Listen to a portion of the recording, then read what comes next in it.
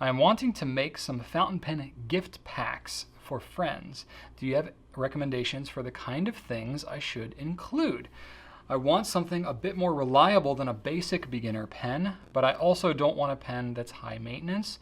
Should I include ink samples, and what other small things could I bulk the gift out with? It seems too strange to include syringes. The syringes is probably, if you're just gifting it, it depends on how well you know them and how much you can explain what's going on. This doesn't necessarily leave the greatest first impression of like, yeah, we're fountain pens and this is what we get into. Like, it requires a little bit of explanation. So if you're completely new to fountain pens and you don't know what this is, it's for refilling ink cartridges. It's for making converters easier to fill. You can use it to, get the last bit of ink out of your ink bottle. You can use it for ink mixing and so on. So it's for that kind of stuff, but it's more for some of the, like the, not the fountain pen 101, but maybe fountain pen 201 kind of use of fountain pens. Very handy tool, but confusing if you're receiving it at the onset, right? So what I always like to do when I'm thinking about somebody who's brand new to fountain pens, there's kind of a trifecta of products that all interact with each other to provide a great writing experience. So you have your fountain pen, you have your ink, which I didn't grab any ink on me. Look at this. I got some samples here handy, I think. Samples, right? So you got your pen, your ink, and then paper is the other thing. Paper is something that gets overlooked by pretty much everybody at the beginning, but it can really make such a huge difference for only a couple of bucks in your writing experience. So that's something that I would urge you to consider in your kind of like starter pack.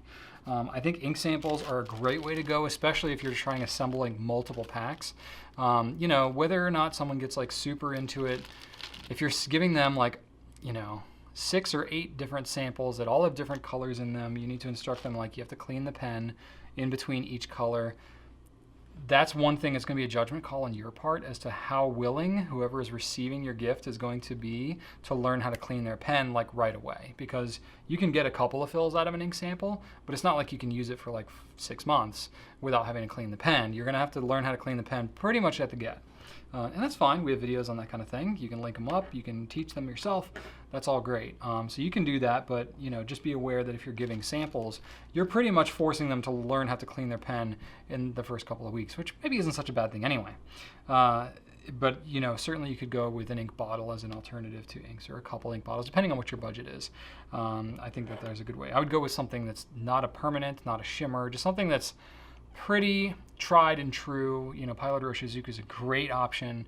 There's a bunch of Noodler's options that are not anything too crazy. The more the standard line that are economical. There's lots of other options that are more in the affordable range. I'm a Robert Oster fan, and Diamine, and certainly ones like that. So Monteverde can be really good too. And actually, we're expanding more into the 30 mil Monteverdes as opposed to the 90 mils. So a lot of them are more affordable too. So, for like $8 or so, you can get a smaller bottle that's going to last. So if you know that somebody's really into a certain color, you could get those instead of a sample pack. But the nice thing about a sample pack is you can get them a variety of colors.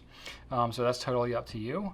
And then the paper. So paper, I love the Rhodia number 16 dot pad. It's been a standby for me for years. Of course, you can go with a lined, you can go with a lot of different options, but for me, the dot is really handy, and it works really well because the lines aren't super prominent, so you have a lot of freedom to write however big or small that you really want.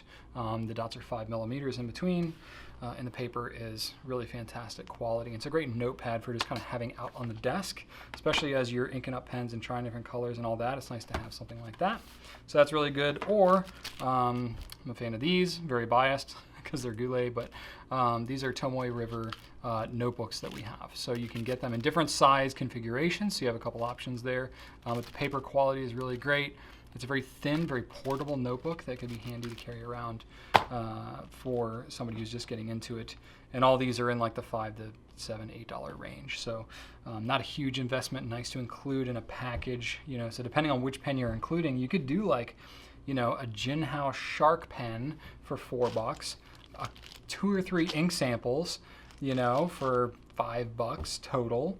And then, you know, a notebook. So like for under $15, you could get together a little basic trifecta set for the people that you know. Or if you want to go a little higher end, you can go with a TWSBI, Metropolitan, Safari, somewhere in that range. And you could get, you know, maybe a bottle of ink and, you know, a couple notebooks or something like that. Be more in that $50 range, depending on, you know, what it is that you're going for. So maybe if somebody's just a work associate versus like a family member, your budget may be a little bit different. But you got a lot of different options there. So I think, you know, certainly any of the something like the fountain pens for newbies, you know, so you're talking Metropolitan's Diplomat Magnum is a really great one to go with. You know, certainly any of the Gin Howls would work. Platinum Preppy, that could be good too. So a lot of these kind of starter pens can be really good as gift pens too.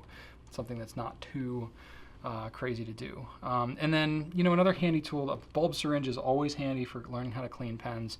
That's an easy add-on to throw in. Other little things, a lot of the other things that we have aside from the bulb syringe are like kind of that next level, like getting into syringes, brass sheets, micro mesh, that kind of stuff. That's not something that you would just give to somebody that doesn't know anything about fountain pens, in my opinion. Maybe a pen flush, maybe, you know, if you need to. But if you're controlling what ink they get at the onset, you don't have to get them anything that's too hard to clean out that might require that. But it's good to kind of maybe just have that awareness of that, or include that if you want to get into more of that $50 range pack. So.